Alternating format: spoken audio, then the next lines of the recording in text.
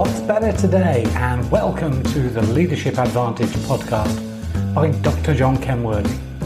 The Leadership Advantage isn't some magic pill or silver bullet to instant success as a leader, but I'm sharing the art and neuroscience of hacking expert leadership to unstuck your potential in life and work.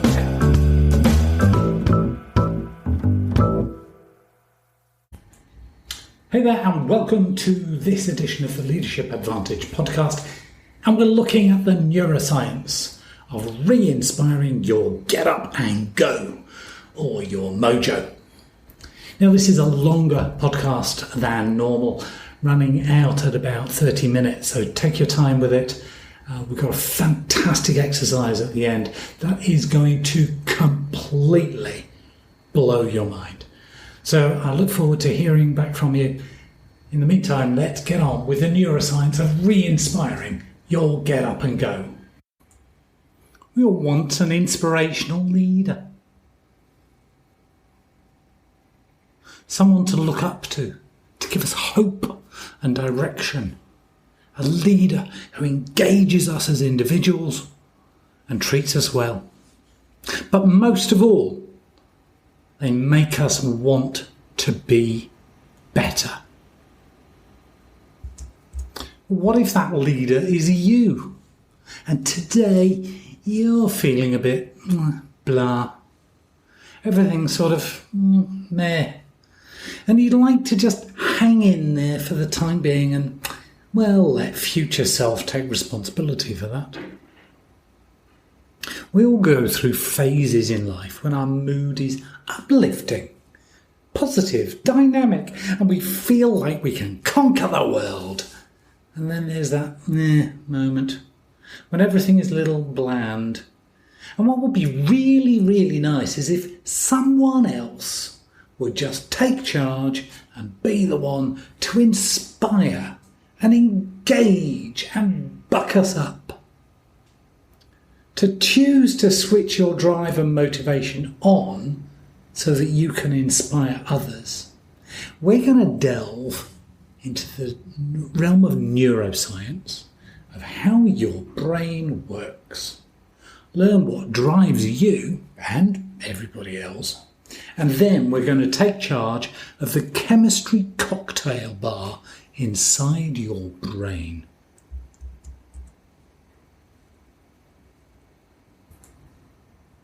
The neuroscience of your get up and go, otherwise known as your MOJO.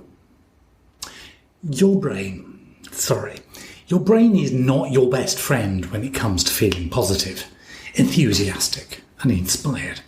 In fact, neuroscientific evidence shows that our brains are hardwired to make us feel mentally crappy most of the time. Let me geek out on some acronyms for a moment. It's interesting stuff. Briefly, your brain is survival focused and it is controlled by the Sympathetic Nervous System, the SNS, and the Hypothalmic-Pituitary-Adrenal Axis, the HPPA. Both the SNS and the HPPA are reactive systems. That is, they register any and every possible threat and fire you up chemically to respond.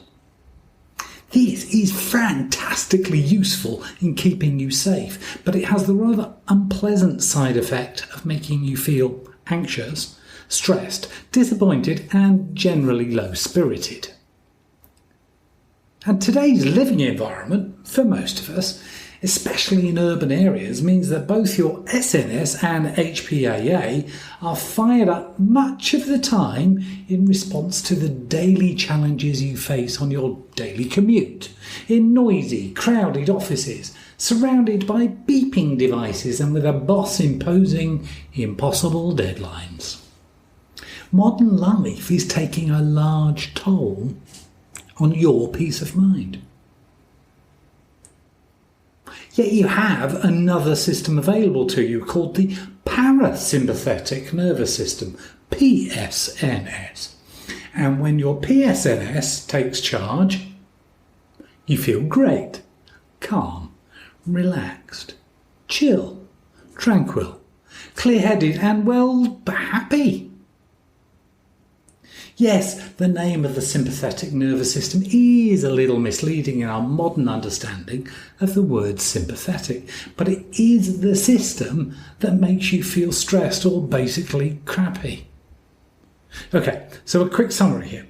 Your brain automagically, or rather unconsciously, reacts to environmental stimuli through your sympathetic nervous system, SNS, and or your Hypothalmic-Pituitary-Adrenal Axis, HPAA, to prepare you to deal with any threats.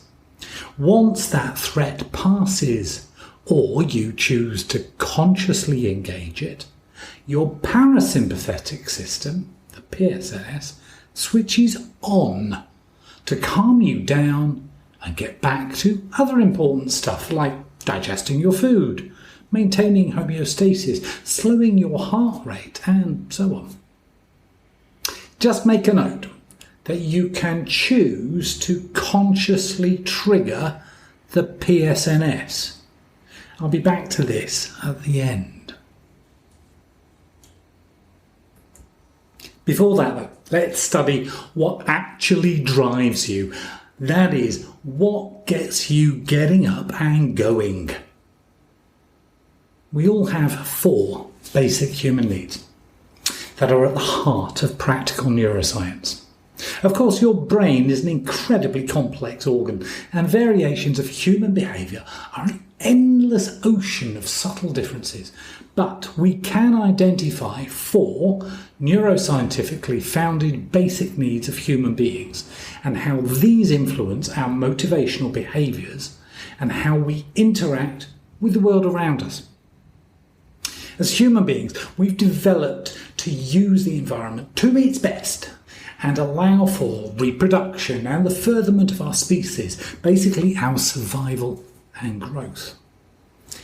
Our physiological needs that drive our physical survival, hunger, thirst and sleep, are well understood.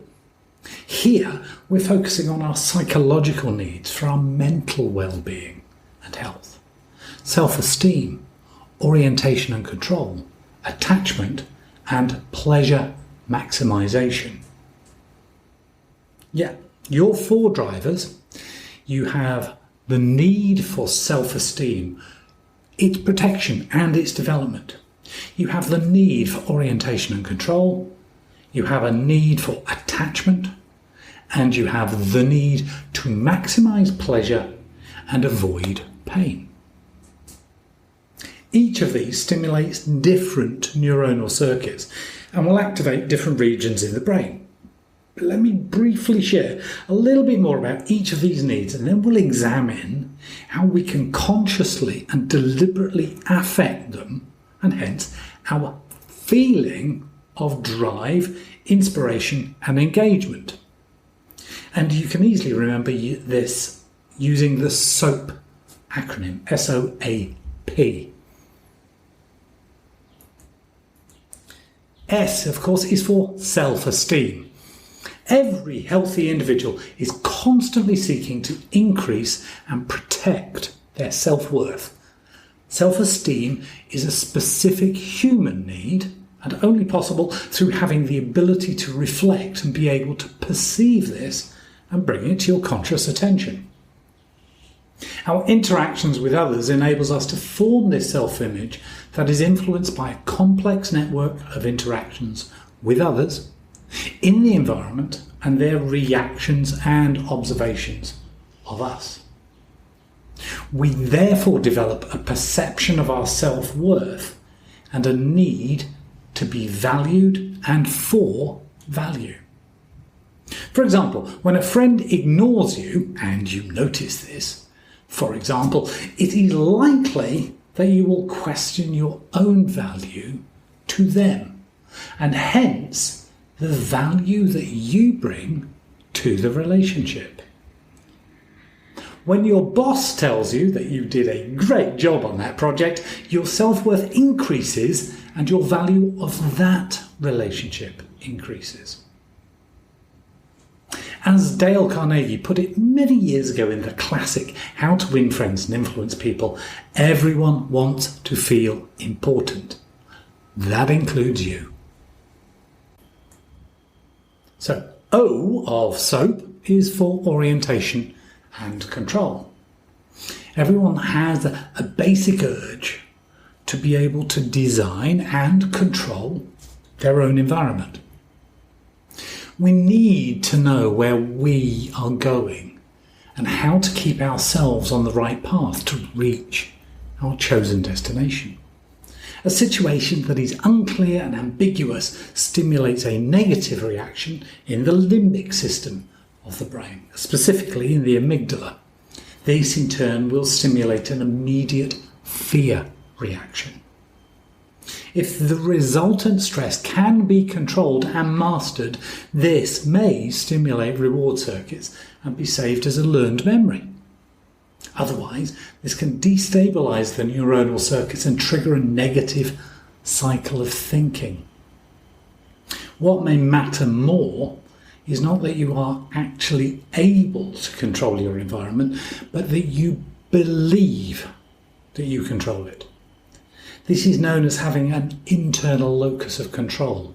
When the locus of control is external, we'll blame everyone and anyone else and outside forces for what happens to us. And the big downside of an external locus of control is that even if they are to blame, they don't give a damn because they are in it for themselves and their own locus of control.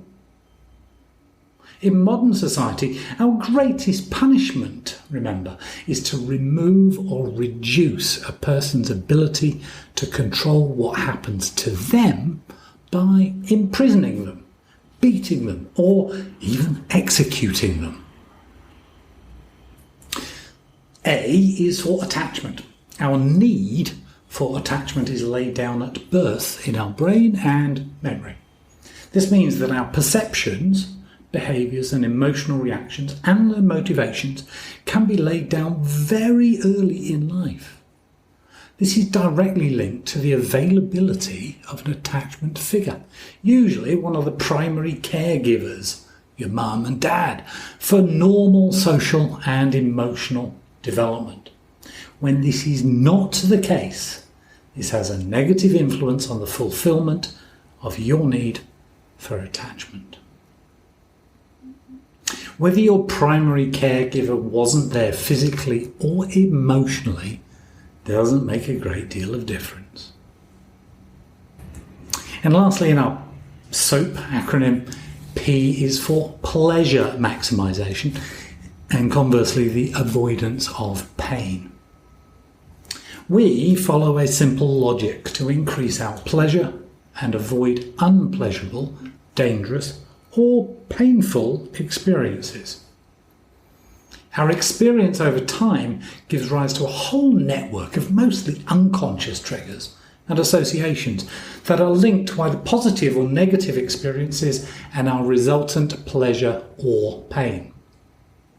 Now, you may be seeking hedonistic pleasure, focusing on the more subjective experience of maximising personal pleasure and minimising personal pain. Or you could be having a eudaimonic experience with a more rounded psychological well-being that encompasses the combination of the three other basic needs being fulfilled for a long-term meaning or purpose. Our subjective experiences colour our view of the world, and each person has their own unique internal rating process based on their own unique previous experiences. In short, we strive to increase our belief of our own self-worth to ourselves and our perception of how others value us. We need to believe that we have some ability to control what happens to us, and we need to feel cared for by another human being. Lastly, we seek to maximise the personal pleasure we derive from life and avoid unpleasant experiences. For us to be able to deliberately impact our feeling of drive, motivation, inspiration or engagement, we need to be able to fulfill these 4 needs in a way that satisfies us personally. And to understand that, we need to get back to those chemicals I talked about earlier. This is going to help us hack your thinking by knowing the main chemicals involved and what you can consciously and deliberately do to alter the cocktail mix that your SNS, HPAA and PSNS do unconsciously for you. So now it's time to geek out on some chemistry. What's chemistry got to do with my feeling driven and inspired? Well, everything. How you feel in any situation is your conscious interpretation of the physiological response of your body, triggered by the combination or the cocktail of chemicals released as a result of your conscious thinking and your SNS, PNS and HPAA and unconscious responses. It's a lot more complex than the 5 chemicals I'm talking about here, but understanding how these affect you will help you understand the essence of how a change in the balance of these chemicals inside you changes how you feel and hence your motivation and desires. You already know much about adrenaline and cortisol, your key stress hormones, and just in case you don't, I have a wonderful little whiteboard video you can watch about that. But you also have some happy chemicals, which are oxytocin, serotonin and dopamine. So here we are, the 5 chemicals you need to know about. Oxytocin. It's regarded as the love hormone. Makes you feel loved, trusted or cared for. Serotonin, closely linked with your mood amongst many other vital functions. It makes you feel proud, satisfied, content.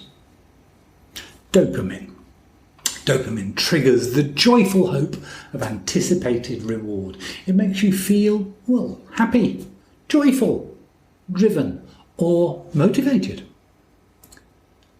The 2 not so happy chemicals, cortisol, which is our main stress chemical, it makes you feel, well, stressed, anxious, on edge.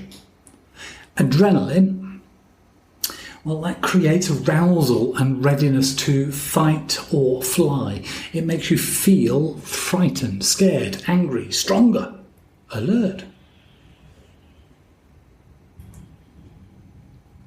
Good times, bad times, you know I've had my share. Oh, sorry, a little Led Zeppelin slipping in there.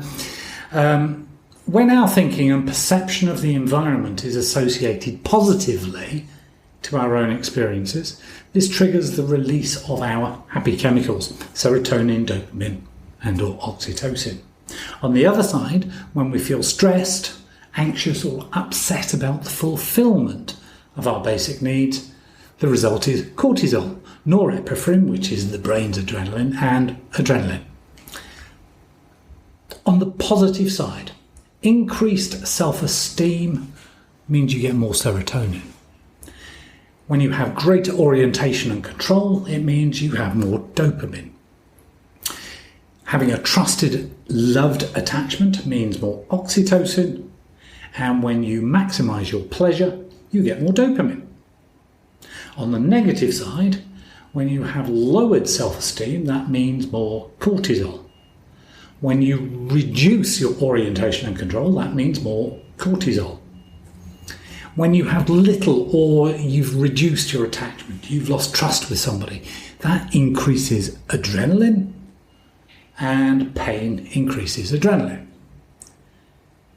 Now, you have an approach to your 4 basic needs, and it may not be the same as mine, of course.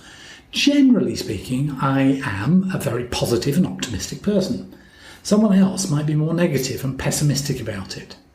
These 2 approaches are known as your motivational schemata.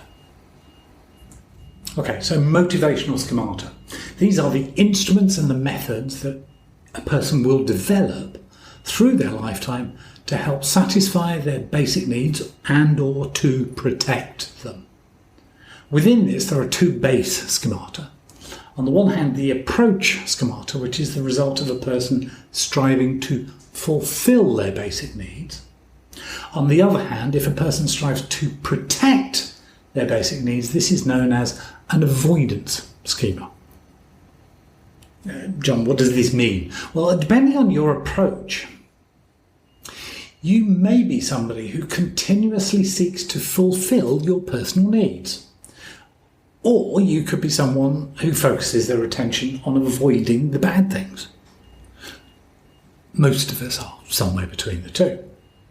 The way you speak, as in the actual words you use habitually, often reveal your schemata or your approach. By the way, neither of these is right, nor is one necessarily better than another, except to say that we tend to get in life what we focus on. Thus, if you focus on avoiding pain, you'll probably experience, or certainly be more aware of, more pain than someone who focuses in the exact same circumstances, but on pleasure. Dale Carnegie summed this up beautifully.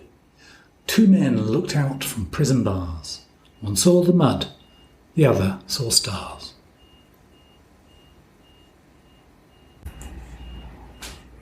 So it really comes down to, are you happy or unhappy?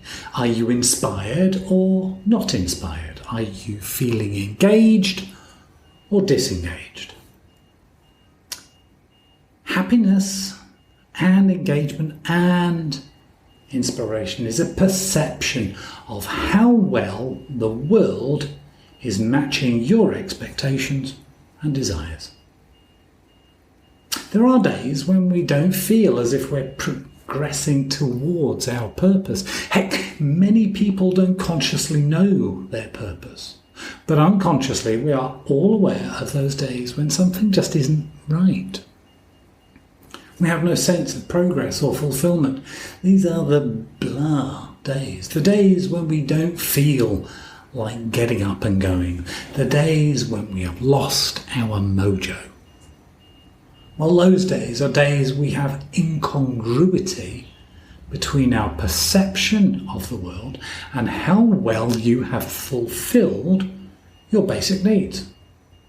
Any mismatch between your current motivational schemata and your perception of the world defines your feelings, your behaviours and your actions, whether you act with the intention of fulfilling your needs or protecting what you perceive that you have. You sense a need for change. And maybe, just maybe, the world will see fit to make that change happen to you.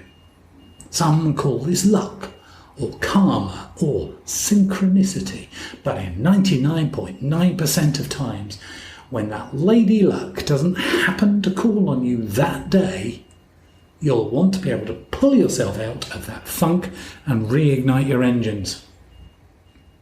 And as a leader, it is your job to inspire others, to engage them and motivate them to do the things that matter. And that's awfully difficult to do when you're not feeling inspired, engaged, or particularly motivated. And you already know that it's unlikely that someone else is going to lift you up right now. Sure, it would be nice, and I know that you deserve it, but here's the rub. Your boss isn't inspiring you because they ain't feeling it either. So let's choose to take charge of life and choose to switch the motivations on ourselves. Hey, we can even measure how well we are aligned to our basic needs by assessing how much each of the four needs matter to us personally and how well that is currently being fulfilled. On the show notes, I'm sharing a simple SOAP assessment tool that you can use to measure the congruity between your current work environment and your personal preferences. Now, this is going to be a whole lot easier for you if you already consciously know your own life purpose. That is, you are a eudaemonite. It's horrible to say. Perchance you don't have clarity on that, then I'll link you to a podcast again on the show notes and a guide for you. In the meantime, let's switch on your motivation engines, shall we? By the way, if you're busy paying attention to something else right now, like emailing, Facebook trawling, driving a vehicle, wait until you can take 5 minutes out, just 5 minutes. I'll need your complete attention. Ready? Breathe. Yes, I said breathe. Deep, long, slow breaths. In through your nose and blow it out from your mouth. Surely I'm kidding you. You've been doing this all the time and feeling meh. Yes, there is more to it, but right now just breathe. Give it a few more seconds of deep breathing.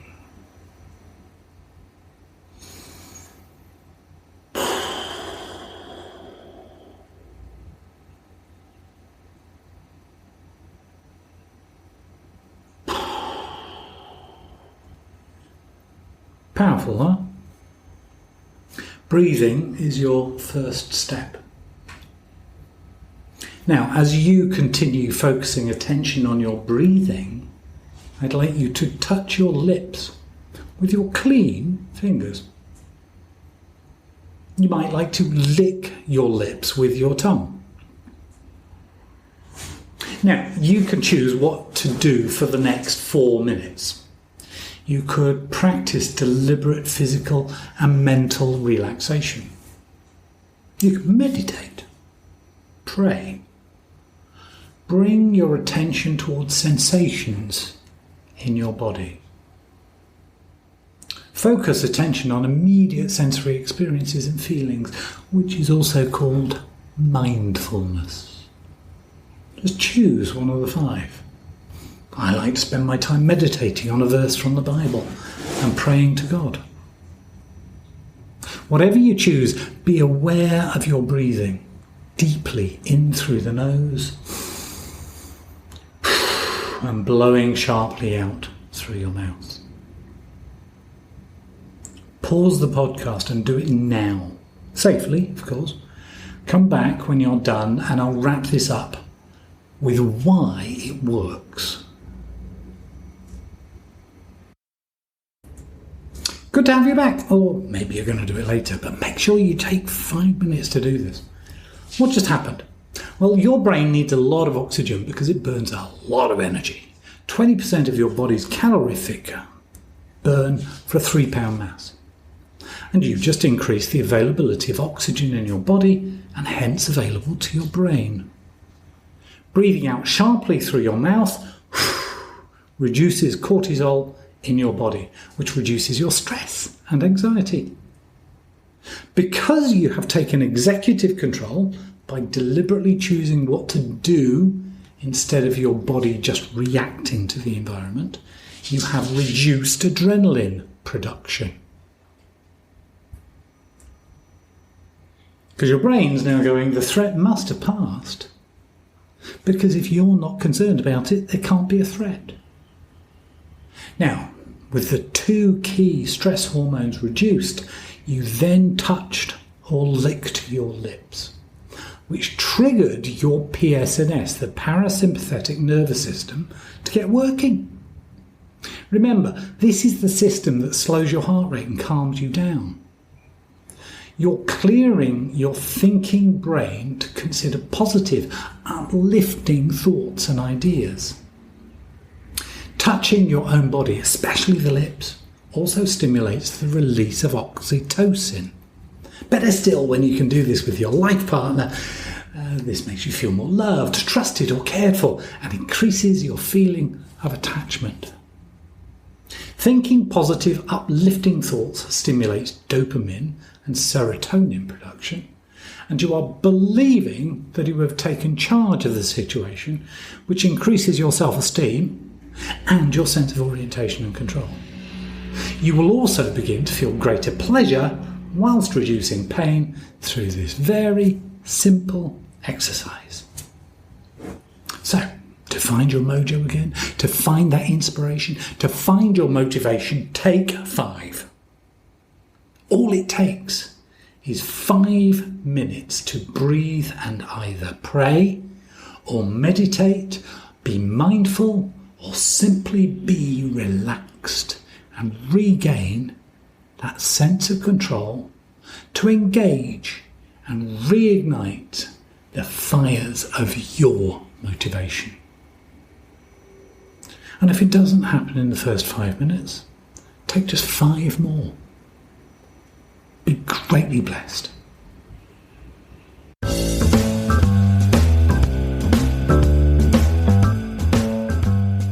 I hope that you really enjoyed this episode and will share some highlights with the people you care about most. My team and I are working on a series of exciting new projects in this art and neuroscience of hacking expert leadership to unstuck your true potential in life and work. To learn more, visit leadershipadvantage.com or just search for Dr. John Kenworthy and connect with me.